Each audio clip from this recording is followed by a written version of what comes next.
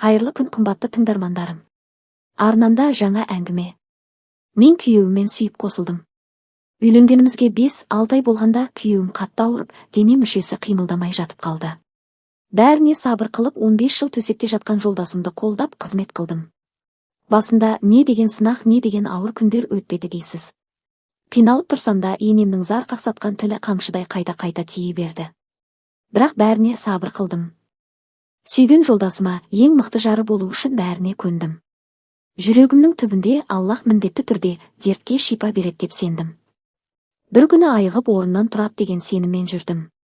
Шынымен Алла құдіреті, бір күні біз ойламаған тараптан жолдасыма шипа беріп, екі аяғынан тұрып, ең мықты күндерді өткіземіз деген үмітпен амал жасай бердім. 15 жылдан кейін Аллах жолдасыма шипа беріп, қолдары, аяқтары қимылдап, екі аяғынан тұрып жүре бастады. Ата-анасы, туыстары қуанды.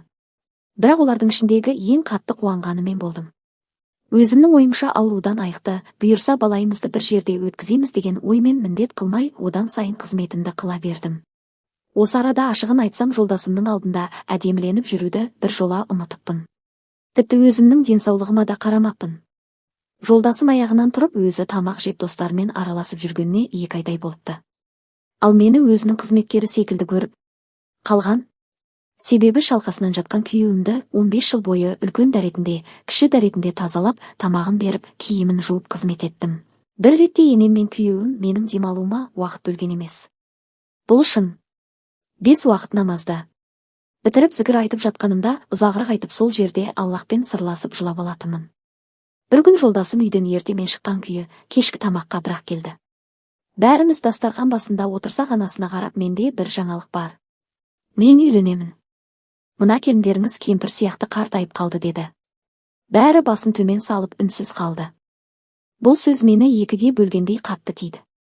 Баяғы 15 жыл ауырып жатқан кездегі қылған қызметімді бір тиынға да бағаламады. Осындай жаман сөз айтты. Енді менің орныма өзіңізді қойып көріңіздер. Соншалықты қорландым. Көзімнен аққан жас жасаурап тұр. Не тұрарымды, не отырарымды білмей қалдым. Жаным ақырын шығып, өзімді өліп бара жатқандай сезіндім. Енем, жарайды балам деген жауап қатты. Бір жұмадай уақыт өткен соң, бәрін тастап, бір ғана шарт, талағымды қазір бересің деп күйеуіме батырып айттым. Киім кешек барлық заттарымды жұлып жеген енеме және қайын сіңлілеріме қалдырып, осылардың барлығы сіздердікі дедім. Ағама телефон соғып оны шақырдым. Ол көлікпен келді. Мен үйден жылап шығып бара жатқанымда туыстарым саусағын күйеуіме кезеп: Қор боласың, сен 15 жыл құлдай қызмет еткен келіншегіңнің қадіріне жетпедің, сен басқаның да қадіріне жетпейсің, ақымақ деп кетті. Менің жылағаныма қосылып олар да жылап қалды. Ата-анасы да бастарын төмен салып менімен әрең қоштасты. Дүние тар болып кетті. Ағамның көлігіне жақындап қалғанымда, көзінен аққан жас сақалынан төмен тамшылап тұрған бір адамды сездім. Ақырын басымды көтеріп қарасам, алдымда біз тұрған ауылдың қадірлі имамы тұр екен. Ол: айналайын қызым, сабыр ет, сабыр қыл қызым. Әлемдердің Раббысы Алла сені бұдан да мықты адамдар тамсана қарап тұрған жерге алып барады деді. Мен жаңадан тірілгендей болдым. Ағамның үйіне келдім. Аллаға шүкір, бет-жүзіме, денсаулығыма уақыт бөліп, біраз келбеттеніп жас қылдым. Көп уақыт өтпей ағам маған бір жұмыс тауып берді. 2 жыл өтті. Жақсы бір жұмысқа орналастым. Айлық табысы жақсы, хиджабыма, намазыма тиым салмады. Бір күні жұмыстағы құрбы қызым телефон шалып: егер мені ақыреттік досым деп санасаң, онда менің айтқанымды жасайсың деді. Сөзіңнің басын ашып айтсаңшы. Жоқ, айтқаныңды орындаймын десең ғана айтамын. Жақсы келістім десем, қазір сенің үйіңе бір жігіт барады. Жақсылап ағаң екеуің қарсы алыңдар. Ағаң оны біледі. Ағаңның досы сенің қолыңды сұрауға бара жатыр деді. Естіген құлағыма сенбедім. Енді тұрмысқа шығам ба деп ойлап отырсам, есіктің қоңырауы соғылды. Ағам есікті ашты. Үйге ұзын бойлы бір жігіт кірді. Таныс болған соң, жасы 40-та екенін білдім.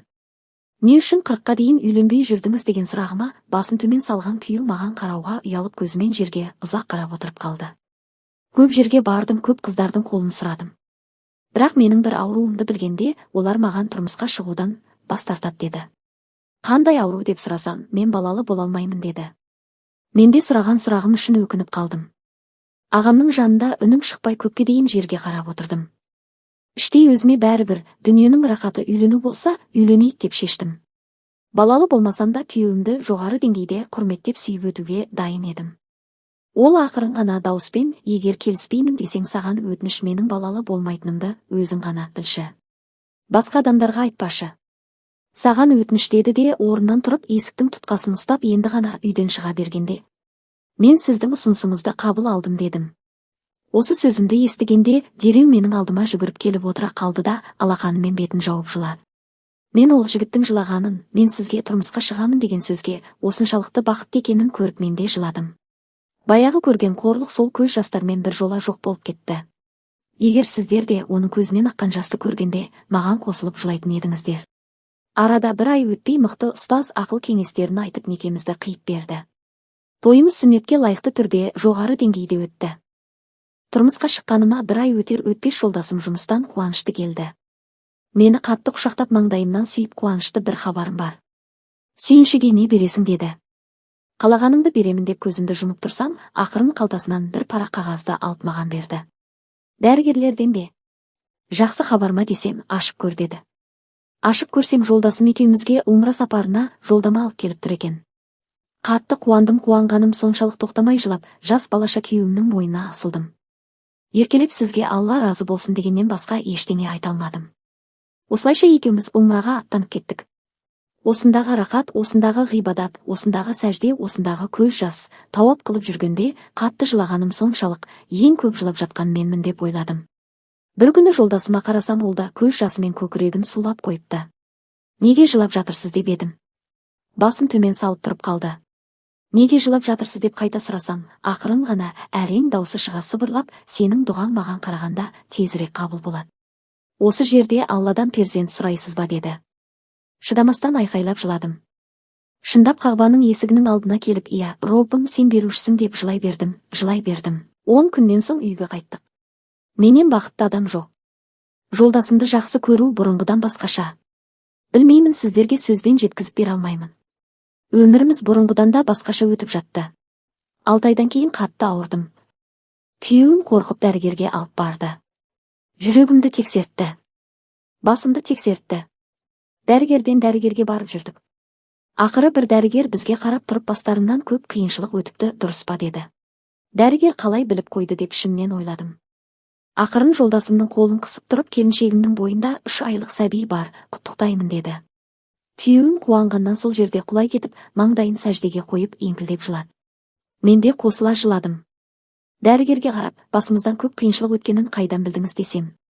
Дәрігер: сені тексергенімізде көрініп тұр, көптен бері балалы бола алмай жүр екенсің, деді.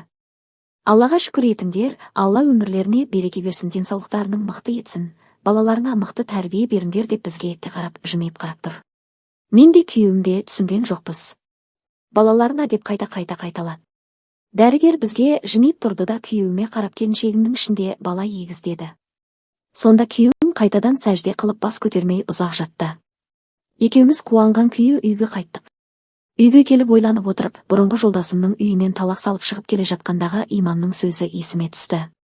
Қызым, Алла жөнінде қандай ойдасыз? Алла сөзсіз маған перзент береді, мені жақсы күйеуге кездестіреді, мені мықты отбасына қосады деген ойда болсаң, онда сен сөзсіз түрде жеңіске жетесің деген сөзі осында есіме түсті.